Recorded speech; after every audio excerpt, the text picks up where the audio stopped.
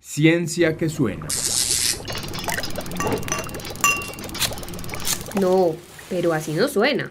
¿No? ¿Y entonces cómo? Suena así. Just a young gun with a quick fuse. I was uptight. Me tuve la bilirrubina. Feel the rhythm. Ah, Ciencia que suena. Un podcast para hablar de ciencia a través de la música. O al revés, un podcast para hablar de música explicada por la ciencia. Ciencia que suena. Un podcast para cantar y pensar.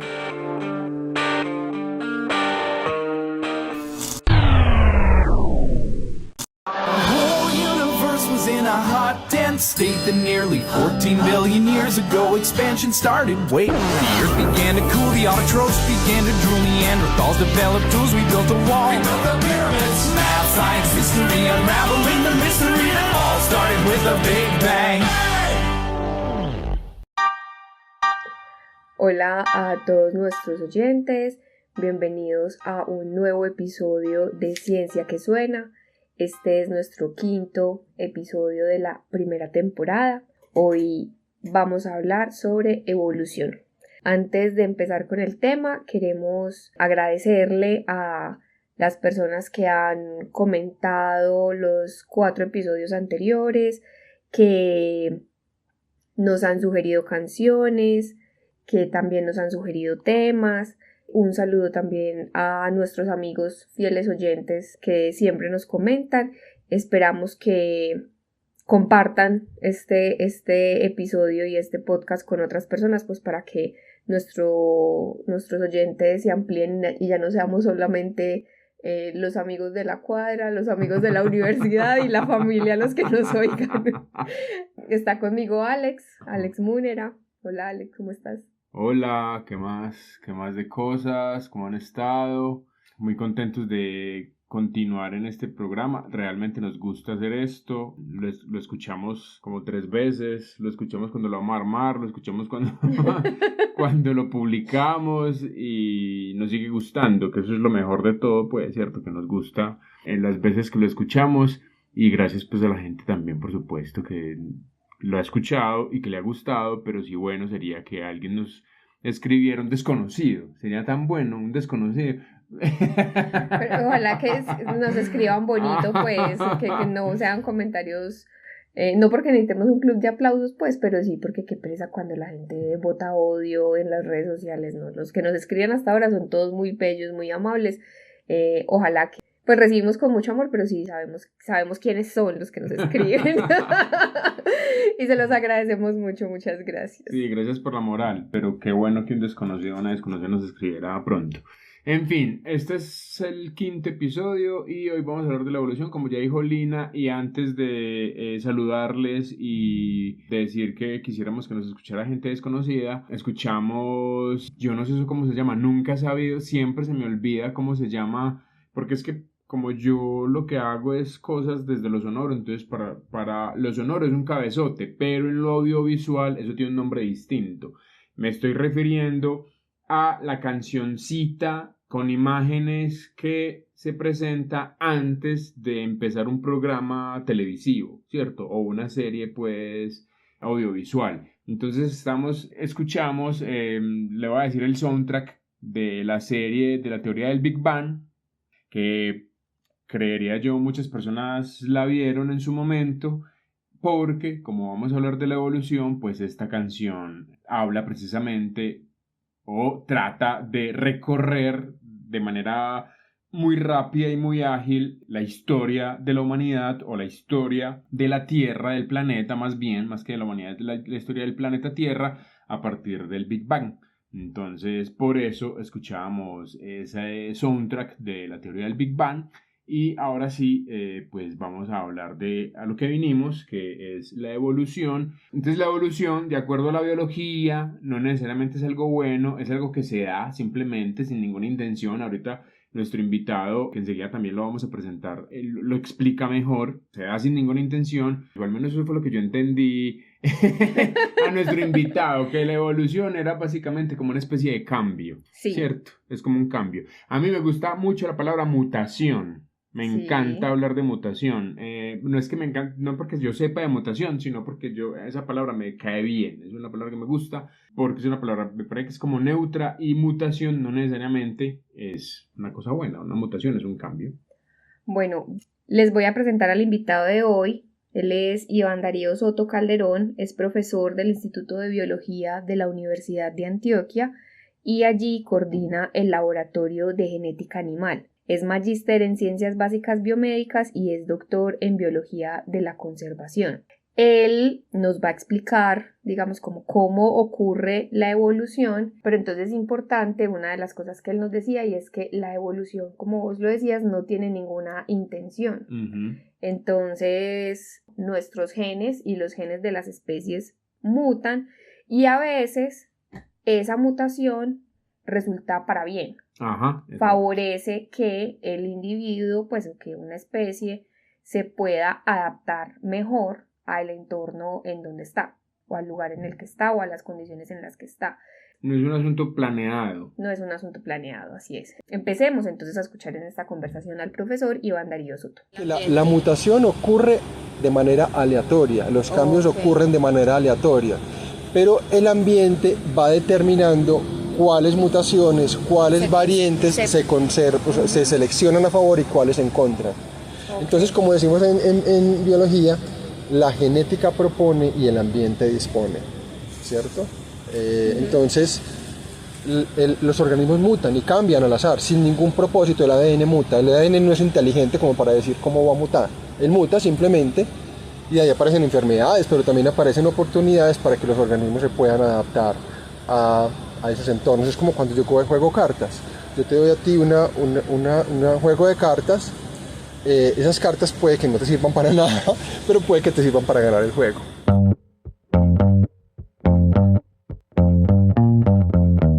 Ciencia que Suena, un podcast para melómanos y preguntones. Cuando pensamos en evolución, pensamos inmediatamente en... Mutación, en cambio, en... Y en un personaje. En los X-Men. Ok, te tienes muy incorporada la palabra mutación. Pero es que yo soy hijo de mi generación. No, pero Lina se está refiriendo a Charles Darwin. Exactamente. Bueno, yo espero que todos ustedes, bueno, no todos no, pero bueno, si no lo pensaron no importa, está bien. Pero la mayoría de la gente cuando piensa en evolución, piensa es en Darwin, que fue quien propuso la teoría de la evolución de las especies, en donde básicamente lo que él dice es que pues todas las especies son el producto de un cambio genético que se ha dado en el tiempo gracias a un proceso que él denominó selección natural, que significa que algunas variaciones genéticas, estas que les mencionábamos que ocurren al azar, pueden ayudar a que estos organismos sobrevivan mejor en el entorno en el que están. Estos rasgos que son útiles entonces se terminan heredando a través de la genética y con el tiempo pues las especies los adaptan, los incorporan y hacen pues que puedan sobrevivir. Darwin también afirmó en su momento que todos los seres vivos teníamos un ancestro común, es decir, pues venimos de una célula, inicialmente una célula con núcleo, y esa célula con núcleo se empezó a organizar de distintas maneras y eso derivó en que tenemos muchos reinos, el reino animal, el reino de las plantas, el reino de los hongos, que eso se lo explican uno por allá como en la escuela. Y teniendo pues como este escenario en la cabeza, le hicimos una pregunta al profesor Iván Darío, y es ¿por qué pareciera que algunos organismos evolucionaron y otros parece que no evolucionaron? Eso depende de muchas variables, pero supongamos, tú vives en una isla, tú vives en un continente y algunos de tus hijos conquistan una isla donde no había nadie. Tú estás adaptado, tú estás feliz, tú vives cómodo en tu continente, pero el que coloniza la isla puede que requiera de ciertas características por el entorno.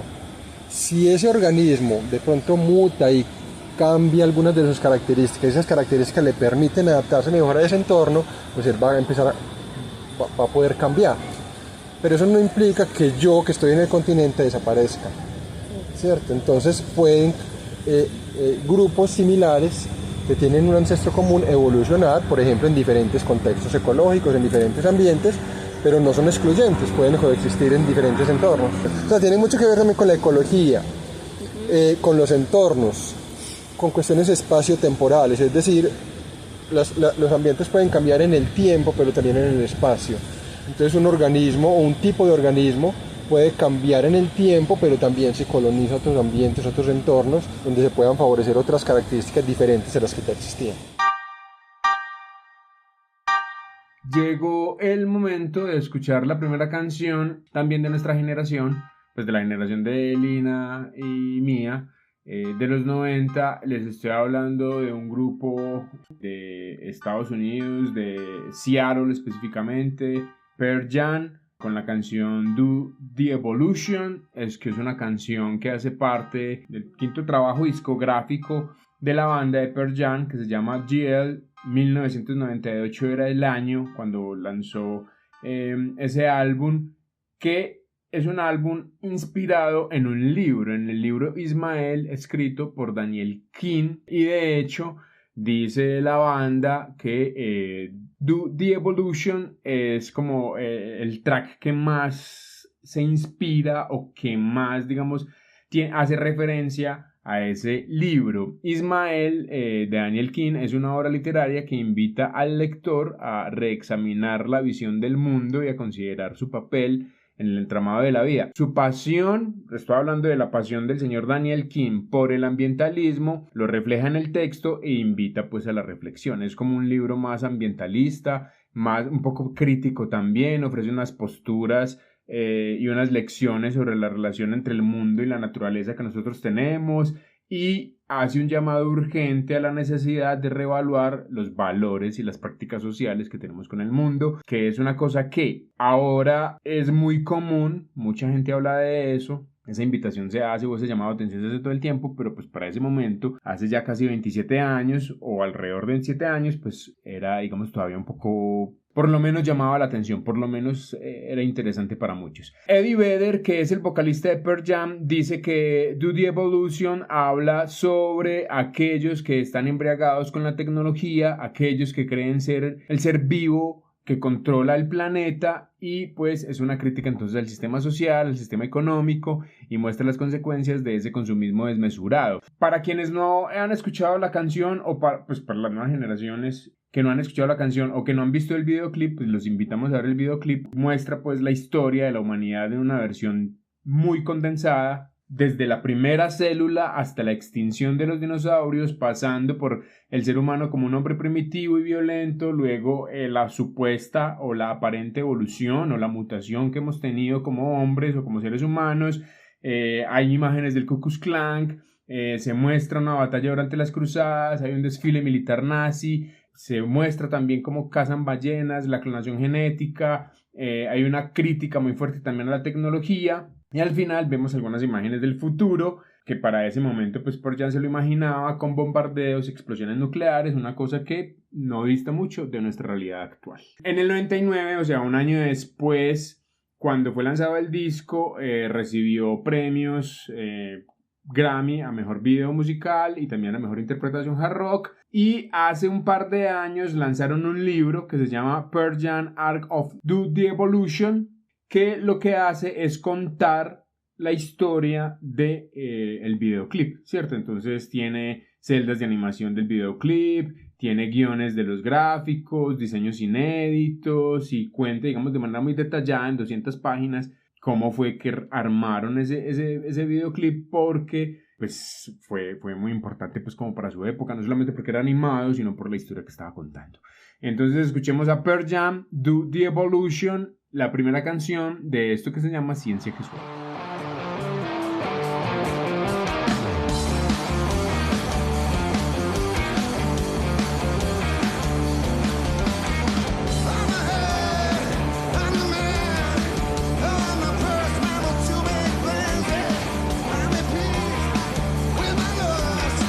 Yeah.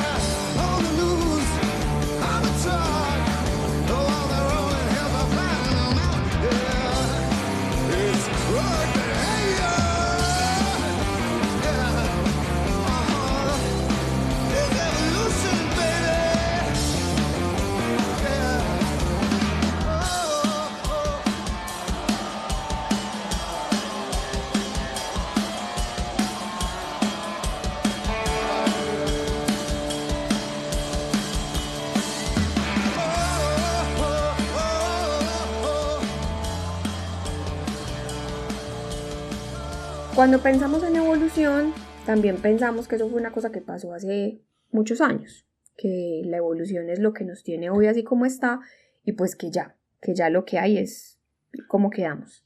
Pero eso no es gratuito, o sea, y lo digo pues después de haber escuchado al profesor Soto. Pensar que la evolución fue una cosa que pasó hace miles de años no es una cosa gratuita, no solamente porque así no lo enseñaron en la escuela, sino porque en realidad algo que evoluciona no se da de la noche a la mañana, o sea, requiere un lapso de tiempo muy extenso para poder después investigadores como el profesor Soto se den cuenta que sí hubo una evolución como tal. Entonces en realidad no es gratuito pensar que eso se demora mucho o que pasó hace mucho, más bien. Así es, pero entonces ahí está, digamos, como lo bonito que nos ayuda a entender la biología, la evolución y la conversación con el profesor Iván. Y es que si bien efectivamente podemos ver hoy el proceso evolutivo porque sabemos que empezó hace muchos años y lo evidenciamos en nuestros genes, que eso vamos a profundizar un poquito más adelante, la evolución también ocurre en este momento y tenemos evidencias que nos permiten reconocer que efectivamente estamos atravesando por un proceso evolutivo. Por ejemplo, pregunta, ¿a usted le sacaron las cordales? No. A mí sí. A mí sí. Entonces quiere decir que, Alex, eres un ser evolucionado. Tienes una mutación que hizo que no te salieran las cordales. Afortunadamente, pues. Sí, porque es horrible. Un cobarde. Las cordales o las muelas del juicio, dicen los estudiosos que son una huella de la evolución.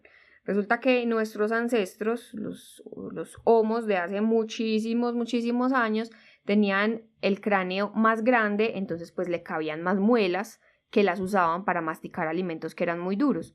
Y con el paso de los años, el tamaño del cráneo se ha ido haciendo más pequeño, entonces ya no tenemos espacio para las cordales. Por eso algunas personas, pues cuando nos empiezan a salir las cordales, no las tienen que sacar porque eso duele mucho porque no caben, ¿cierto? Básicamente. ¿Por eso se llaman así? Se llaman muelas del juicio porque el dolor, pues... Es como si fuera el juicio final. Es horrible, sí, la verdad sí es muy horrible. Mi experiencia con la sacada de esas cordales es muy traumática. Pero entonces, claro, a algunas personas no salen las cordales y a otras personas, como vos, no le sale. Eso quiere decir que estas personas pues son seres evolucionados porque ya su genética sabe que esas muelas no las necesitamos, no las estamos usando para nada. El profesor Soto nos habla a continuación de otros fenómenos que nos permiten ver que la evolución está ocurriendo en este momento mientras están escuchando ustedes este podcast y mientras nosotros lo estamos armando. Por ejemplo, en ambientes urbanizados vemos a especies de aves que evolucionan ante el ruido. Entonces, por ejemplo, vocalizan y cantan más duro, ¿sí?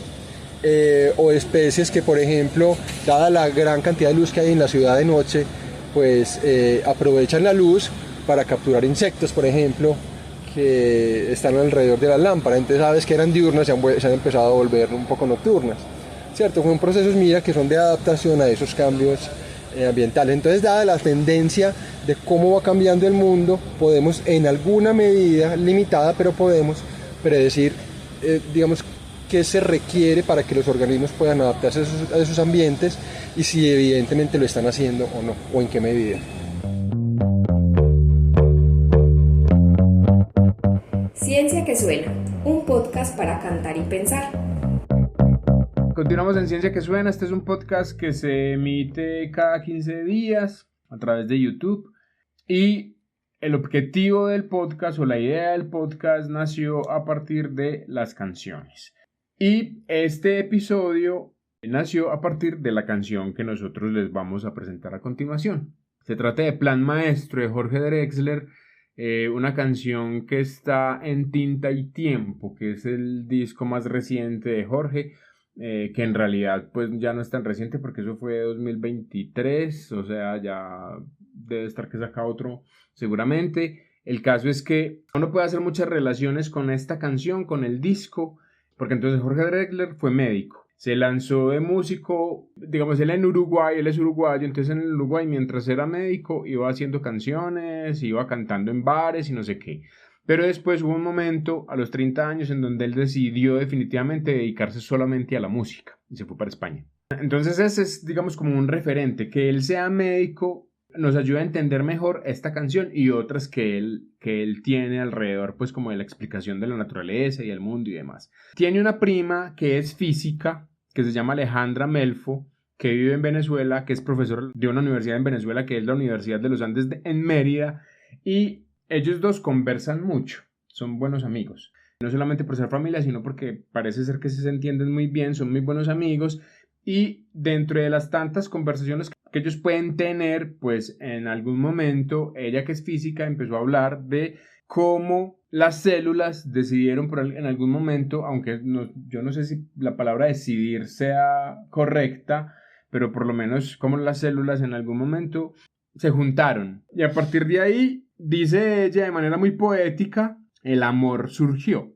Entonces el título de la canción, que se llama Plan Maestro, es un plan maestro pero pensándolo desde el amor, ¿cierto? El amor es el plan maestro del universo para que nosotros sigamos juntos. Nosotros como humanidad, o nosotros como especie, o nosotros pensándolo como animales, como plantas, etcétera, ¿cierto? Como las especies y los organismos se juntaron para poder sobrevivir. Básicamente esa es como un poco la idea de ese disco. Alejandra Melfo también escribe, entonces ella escribió una décima.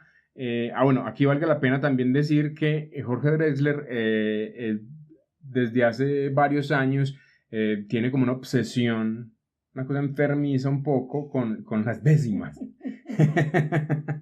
Y no lo digo yo, él habla mucho de las décimas en varias entrevistas. Si usted ve una entrevista de él seguramente va a sacar en algún momento una décima por ahí. Y por casualidades de la vida, sin que ellos se pusieran de acuerdo, Alejandra Melfo, que es la prima, también no tiene una obsesión, pero también le gustan las décimas y escribe décimas. Entonces, cuando... Pero espérate, ¿las décimas son una cosa musical o es la décima de una... Las décimas son una manera de escribir como en rima, pero lo que pasa es que las rimas tienen distintas formas de escribirse, entonces la décima es una. El caso es que esta señora también escribe en décima, ella escribe una décima y quien hace la décima es Rubén Blades, que es un artista, pues que imagino que ustedes ya conocen, salsero panameño, que invitó Jorge Drexler a que hiciera parte de esta canción. Entonces miren cómo una cosa tiene que ver con la otra y por eso es como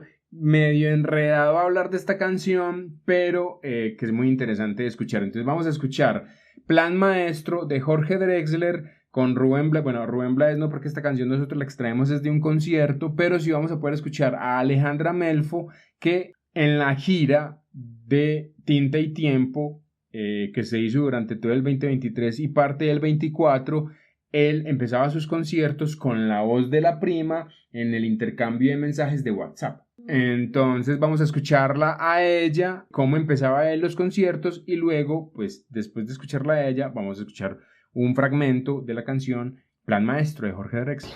Pero te puedo contar cosas que me impresionan. Me impresiona que en un momento de la evolución se haya inventado el amor como una estrategia, que lo hayan inventado los pájaros, o sea, los dinosaurios, que es lo mismo. Que de repente, no solo el deseo sexual, el amor, que los dinosaurios que sobrevivieron, leí hace poco, eran los que cuidaban sus huevos, ¿sabes? Y después vinieron los mamíferos y aquello se puso súper de moda, que eran los hijos. Para mí eso es muy impresionante, siempre te lo decía, que así como evolucionaron las manos a partir de las patitas y los ojos a partir de unas manchitas fotosensibles, el amor haya evolucionado de otras cosas, que haya triunfado, esto que cantamos, esto que tú cantas también. Funciona súper bien querer a los hijos, en vez de solo soltarlos al viento en cantidades. Al final es una estrategia que funciona buenísimo. Imagínate ahí en el medio del Mesoproterozoico, hace 1600 millones de años, estás la única vida que hay está en el mar, el planeta es un desierto, los continentes, y de repente dos células, una cosa tan simple, mejor combinarse, mejor juntar los cromosomas y hacer un hijo, en vez de estarse dividiendo y ser al mismo tiempo uno su papá y su hijo. Y de repente el planeta se volvió loco con eso. Nosotros sobre todo, ¿no? Pero todo el planeta, y a partir de allí, entonces hay flores, hay cantos de pájaros, obsesiones, conspiraciones. todo lo que implica haber inventado el amor y el sexo, ¿no? Eso me impresiona mucho. Claro, yo sé, a mí me parece que hay mucha poesía detrás de estas cosas científicas. No sé si todo el mundo la ve, primo. No sé si a quién se le ocurre que vas a escribir una canción con una palabra como mesoproterozoico.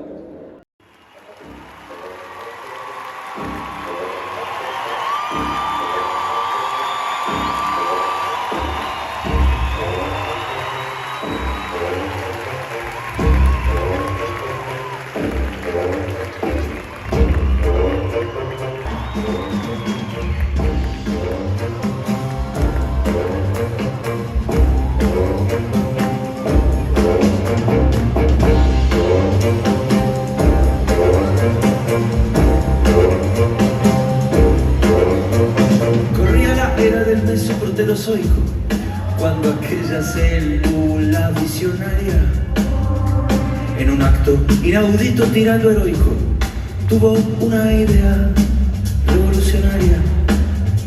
Cansada ya de dividirse sola, vio con buenos ojos a otra célula vecina. Decidió mezclarse, aprendió a reírse y nació aquella historia del burro y de la gallina. Saberlo había inventado el amor y el sexo. El amor y el sexo. Y el amor es el plan, el amor es el plan, el amor es el plan maestro. Lo que acabamos de escuchar en la canción de Jorge Drexler es una explicación artística, casi poética, de lo que en ciencia se conoce como la teoría de la endosimbiosis. La propuso una mujer llamada Lynn Margulis o Margulis, no sé cómo se pronuncia, en 1967. Ella era una bióloga estadounidense que, dicen los expertos, revolucionó lo que se sabía de la evolución hasta ese momento, porque ella afirmó que la aparición de las células con núcleo, las células eucariotas, así se llaman, no son el resultado de una mutación o evolución lenta y progresiva de las células sin núcleo llamadas procariotas, sino que surgieron de la cooperación y no de la competencia entre bacterias, porque resulta que las bacterias empezaron a vivir unas dentro de otras, porque encontraron pues que ahí había posibilidades como de un beneficio mutuo. Lynn Margulis explicó esto porque estudió las mitocondrias, que son estructuras de la célula que se encargan de la respiración y la generación de energía dentro de las mismas células, y encontró que tienen su propio ADN, se dividen por sí mismas y que ese ADN es muy parecido al ADN de las bacterias. Es decir, el núcleo de la célula tiene un ADN y las mitocondrias tienen otro ADN. Entonces, eso fue como así, esto es muy raro. La conclusión a la que ella llegó es que esto debió haber ocurrido por allá en el mesoproterozoico, cuando entonces una célula empezó a vivir dentro de otra y pues este intercambio, esta simbiosis, pues sirvió para que entonces surgieran las células que tienen núcleo. ¿Y por qué esto fue revolucionario? Porque hasta ese momento se tenía muy en firme la idea darwiniana de la selección natural, que daba a entender que sobrevivía el más fuerte. Pero lo que ella propone, lo que Margulis entonces empezó a decir, es que la evolución no solo ocurre porque haya una mutación y una competencia por la selección natural, sino que también la evolución puede surgir a partir de la asociación y de la cooperación. Entonces, ¿de dónde viene la idea de que sobrevive el más fuerte? El profesor Soto acá nos da una explicación de dónde viene esta idea. El dicho de que el que sobrevive es el más fuerte es un mito. O sea, en evolución, quienes trabajamos en evolución, nosotros no decimos eso. Cuando hablamos del fuerte, eso es una traducción literal del inglés de fit, pero fit en inglés tiene dos acepciones. Uno es como el que vamos al gimnasio, es el fitness, ¿cierto? Física, fortaleza, pero fit también quiere decir en inglés adaptado, encajado, ¿cierto? when I fit, cuando yo encajo. Entonces se refiere a eso en biología, ¿cierto? Cuando los individuos se encajan, cuando están adaptados a sus entornos. No necesariamente son los más fuertes, ¿cierto? Puede ser de hecho el más débil, pero el más astuto puede ser el que sobrevive. Por ejemplo, a veces tú vas caminando y de repente te topas con un insecto que está en una hoja, que tú dices, uy, yo cómo no lo vi antes, estaba ahí, verde, parece una hoja. Hay ranas, hay insectos que parecen así. Esos individuos se protegen de esa manera contra la depredación. ¿Son los más fuertes? No, eso no tiene nada que ver con fortaleza o debilidad, pero tiene una característica que le permite encajar, que le permite adaptarse a ese entorno, en ese lugar y en ese momento. Y ese es el mejor adaptado. Ahora, el mejor adaptado aquí no es el mejor adaptado en la China, porque depende de, como te decía ahora, depende de dónde y cuándo, de las condiciones, del entorno donde se encuentra el organismo, ¿cierto? La evolución se evidencia entonces en nuestros genes, que los heredamos de los cromosomas de nuestros papás, del papá y de la mamá. Pero esto no significa que ahí esté decidido nuestro destino, pues. Hoy sabemos que el ambiente, los hábitos, los alimentos, la exposición a asuntos que están en el ambiente como químicos, minerales, la comida, los contaminantes, bueno, muchas cosas terminan influyendo en cómo se expresan nuestros genes, es decir, cómo se activa un gen. Por ejemplo, si somos propensos o no a ciertas enfermedades, eso está en nuestros genes, pero que el gen que nos hace propensos a cierta enfermedad se manifieste, pues no es porque ya estamos condenados a eso, sino que depende de estos asuntos ambientales. Por ejemplo, si somos propensos a la diabetes, entonces sabemos que si tenemos un estilo de vida sano, no comemos mucho azúcar, pues los riesgos de padecer diabetes van a ser menores. A esto se le llama epigenética y es una de las claves para entender por qué incluso en personas que tienen el mismo ADN, como personas, por ejemplo, que tienen un gemelo, pues hay diferencias en la salud, en el comportamiento y en la personalidad. Antes de escuchar al profesor de la explicación que él nos da acerca de la epigenética y esto cómo se relaciona con la evolución, les vamos a introducir una nueva transición sonora o una nueva cortinilla que tenemos. Identificación. Una nueva identificación que tenemos.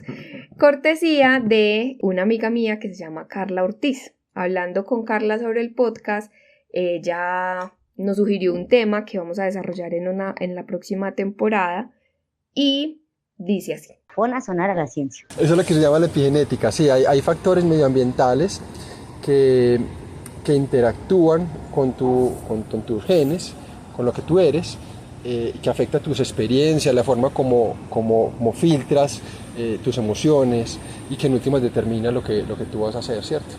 Es decir, hay muchas cosas que son en parte genéticas y en parte medioambientales e interactúan. De hecho, por ejemplo, eso se ha estudiado mucho en pares de gemelos, donde genéticamente son idénticos, pero tú ves que cada uno tiene su personalidad. Hay una tendencia que sean muy similares, ¿cierto? Patrones de comportamiento, pero no van a ser idénticos 100% porque el ambiente también moldea en alguna medida esos comportamientos. Entonces el hecho de que tú creas en una fe o en la otra depende de dónde naciste, en qué cultura naciste, si tuviste una experiencia traumática en la niñez con la religión o no, o una experiencia positiva, ¿cierto? Entonces tú puedes tener una propensión sí a ser muy espiritual, pero el ambiente, tus experiencias van a determinar en últimas en qué creas. Pon a sonar a la ciencia. Vamos entonces ahora, luego de escuchar al profesor Soto y luego de escuchar a Carla. Carla, muchas gracias, no te conozco, pero muchas gracias por prestarnos tu voz. Vamos a escuchar nuestra última canción. Creo que en lo que va de esta temporada, por lo menos, no habíamos escuchado rap, habíamos escuchado rock y salsa, creo, ¿no? Y bueno, en el primer programa escuchamos música folclórica también, de México. Bueno, este man que se hace llamar Prof, P-R-W-F, también es de México. Y tiene un disco, bueno, él tiene en realidad 9 discos. Dentro de esos 9 discos lanzó uno que se llama La Teoría de la Evolución en el 2023. Este mexicano, entonces, nacido en el 95, usa la teoría de la evolución de Darwin como metáfora para hablar de su evolución musical y de su evolución como ser humano. Entonces se hace preguntas alrededor de la teoría de la evolución, pero pensando más en la vida, en la existencia y en su vida como artista. ¿Hasta dónde puede, por ejemplo, evolucionar un artista, ¿cierto? ¿En qué momento empieza a repetirse, por ejemplo? Y cosas por el estilo. Él se las cuestiona o hace reflexiones dentro de su disco, La teoría de la evolución. Aquí entonces vamos a escuchar la canción que le da título al álbum, La teoría de la evolución, de Prof mexicano, rapero. Primera vez, no solamente el mexicano aquí en el programa, sino que por primera vez escuchamos rap en este espacio que se llama Ciencia que Suena.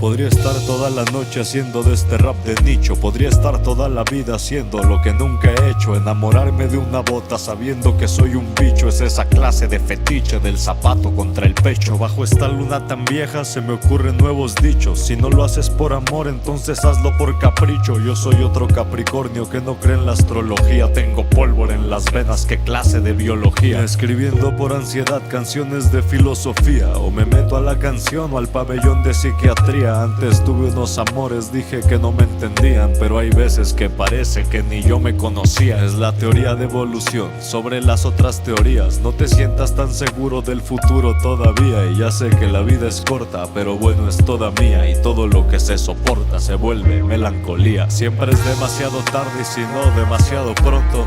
No te vuelvas loco, niño, no te hagas el tonto. No te hagas amigo de este, no te hagas socio del otro. No te enamores tan fácil, no es en corto.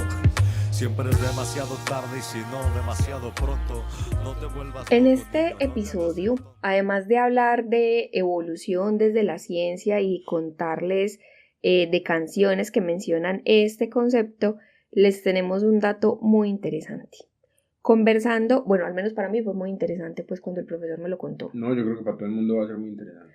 Conversando con el profesor Soto, aprendimos que en los genes no solamente está el color de los ojos, del cabello, la estatura o, como lo mencionábamos ahorita, las enfermedades que podríamos llegar a padecer.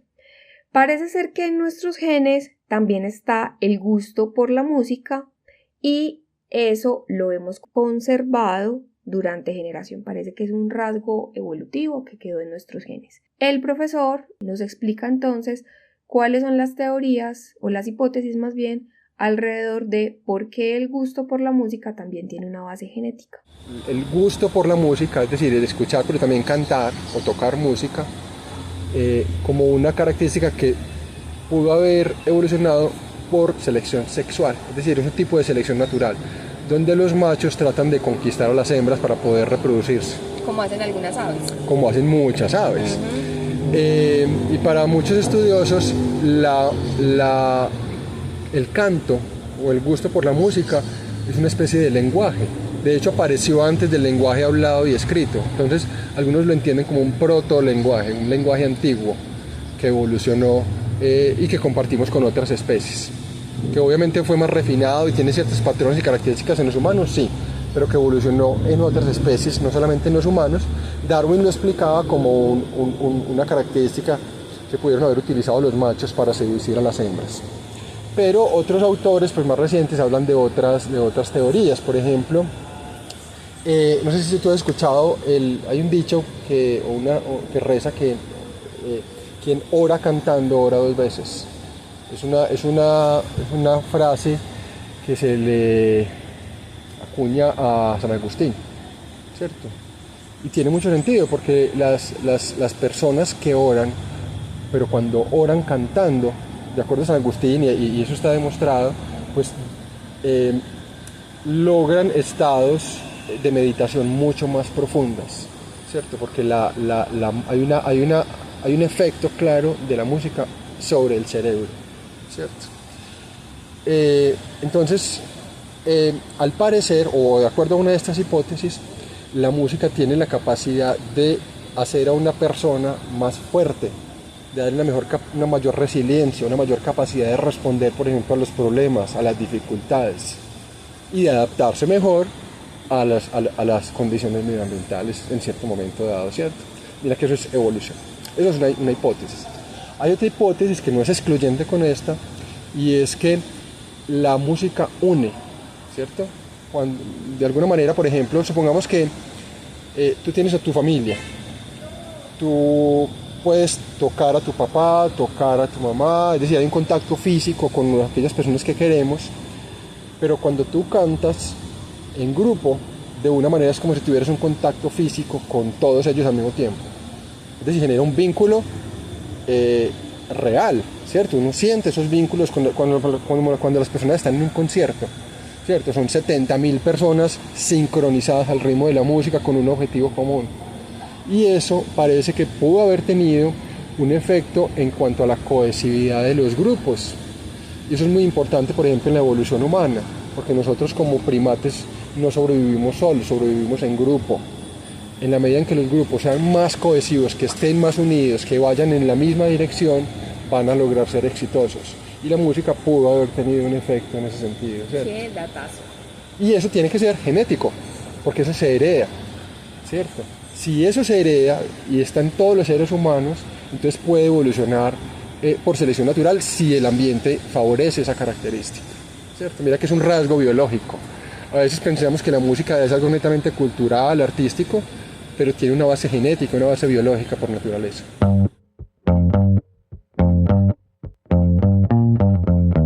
Ciencia que Suena, un podcast para melómanos y preguntones.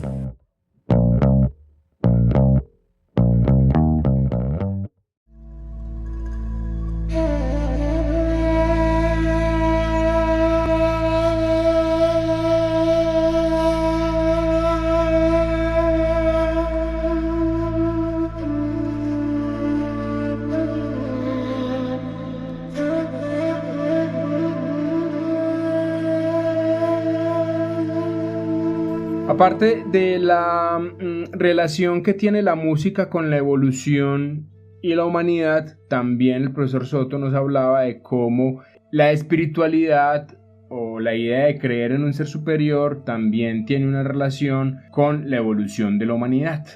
Antes de escucharlo a él, sonamos también una explicación sobre los sufis, que es una comunidad musulmana que dicen los que saben de religión y los que saben de espiritualidad que es una comunidad muy mística. Ellos lo que hacen o lo que piensan o su filosofía es creer que a partir de la cercanía y la pureza que usted tiene en el corazón puede llegar más fácil a Dios y que eso se puede, digamos, representar en el baile. Entonces, si ustedes buscan en internet en algún momento, luego de escuchar este programa o incluso ya en este instante si quiere, en su buscador predilecto, los sufi bailando, se van a dar cuenta que ellos hacen los bailes, son una danza en círculo. Ellos esa danza circular la hacen durante mucho tiempo hasta el punto de entrar en un trance que los, según pues ellos mismos, los acerca mucho más a Alá o al Dios pues musulmán.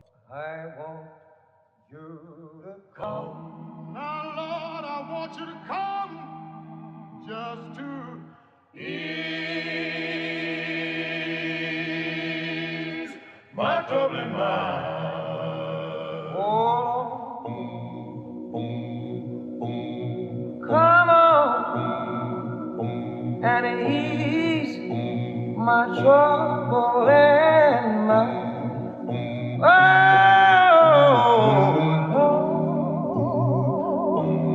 when I die, just take me to my home high. But now, Lord, come on. Esto también nosotros lo relacionamos con la música gospel, que también ayuda, dicen los que saben, a comunicarse mejor con Dios, con el Dios cristiano en este caso, pues porque la música gospel por lo general es del cristianismo. Es así que cuando el profesor Soto hablaba de esto, él decía que el que reza cantando reza 2 veces. Por eso hacemos entonces esta introducción con los sufi y con la música gospel, para ya ahora sí darle paso al profesor Soto, que nos aclara o nos explica cómo la religiosidad o la espiritualidad o el creer en algo superior pues ha hecho que a lo largo de la historia de la humanidad eso nos ayude a generar comunidad, y ese generar comunidad pues nos ayuda también a la evolución y a vivir más, básicamente. Así que escuchemos al profesor Soto. Esto es Ciencia que Suena. Hay una ciencia muy nueva que se llama la neuroteología, y es entender cómo el cerebro humano procesa a Dios, cómo se comunica con Dios, cómo entiende a Dios, ¿cierto? Entonces todos esos procesos neurológicos que nos permiten tener una religiosidad. Sí, y hay otras teorías pues que hablan también de cómo pudo haber evolucionado esa religiosidad y también la música, ¿cierto?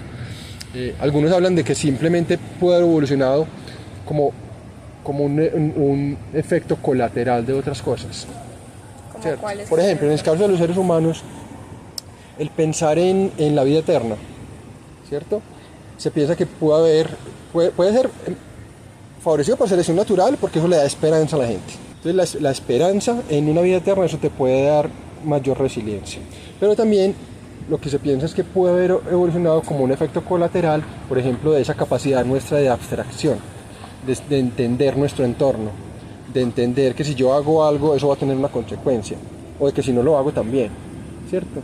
Entonces eso nos llevó implícitamente a entender que nos vamos a morir, ¿cierto? Y eso genera una angustia, y entonces pudo haber aparecido como un efecto también colateral precisamente de esa capacidad de entender el tiempo, ¿sí?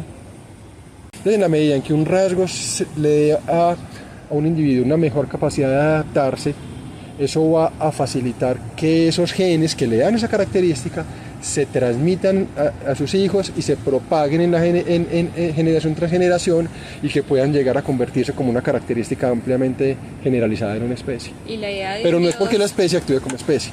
Y la idea de un Dios da fuerzas para adaptarse, pues da es una hipótesis, ¿cierto? O sea, si eso da fuerzas para ser más resiliente ante las dificultades, si esa característica te permite que tu grupo esté más cohesivo y puedan ser más fuertes como grupo contra otros grupos, contra un animal, contra una enfermedad, contra una amenaza del entorno, entonces esos genes que determinan esa característica se van a mantener en esa población a lo largo del tiempo, y se van a propagar y se van a extender de tal manera que al final toda la población va a tener esa característica, o incluso toda la especie.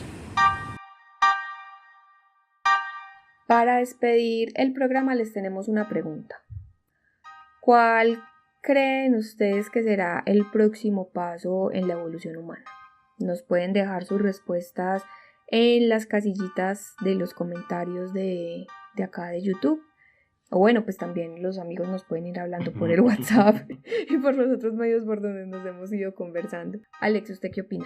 Yo diría o pensaría, de acuerdo a mis influencias televisivas, la televisión me educó muy bien.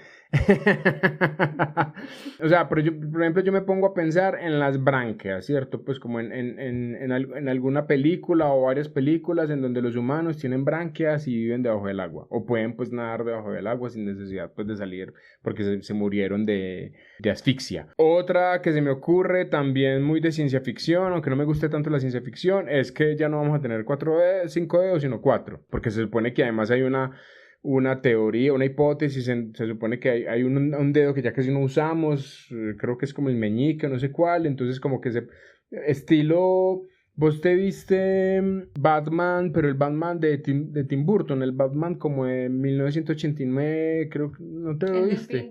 El del pingüino, que es ¿cómo es que llama el pingüino? Danny DeVito, ese que es con Danny DeVito, que el pingüino tiene básicamente 3 dedos. Bueno, se supone que hay uno de nuestros dedos que casi no estamos usando, que entonces se va a pegar a otro, entonces vamos a terminar con 4 y no con 3. Yo diría una cosa así loca, ¿cierto? Pero no tengo mucha idea. ¿Vos qué crees? Yo creo que el próximo paso va a ser algo con los ojos, porque es que no es gratuito que tanta gente tenga que usar gafas.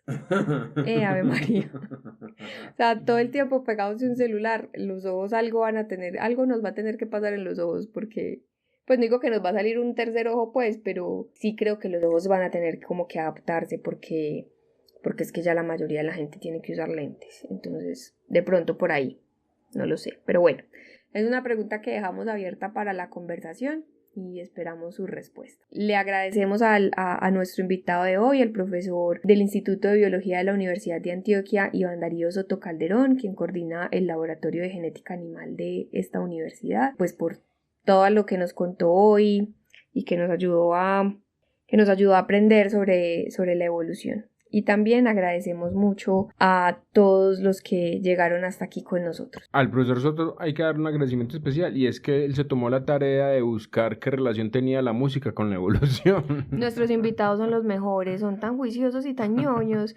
bonitos, pues, porque siempre estudian para poder conversar con nosotros, son todos bellos. Muchas gracias, profe, por haberse puesto la tarea de investigar sobre música y evolución. Ahora sí nos vamos, gracias por haber llegado hasta aquí si lo logró, y si no, pues bueno.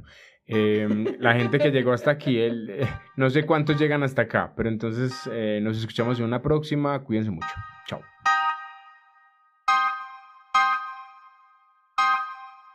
Ciencia que suena. No, pero así no suena. ¿No? ¿Y entonces cómo? Suena así. Just a young gun with a quick fuse. I was uptight. Me sube la bilirrubina. Feel the rhythm. Ah, Ciencia que suena. Un podcast para hablar de ciencia a través de la música. O al revés, un podcast para hablar de música explicada por la ciencia. Ciencia que suena, un podcast para cantar y pensar.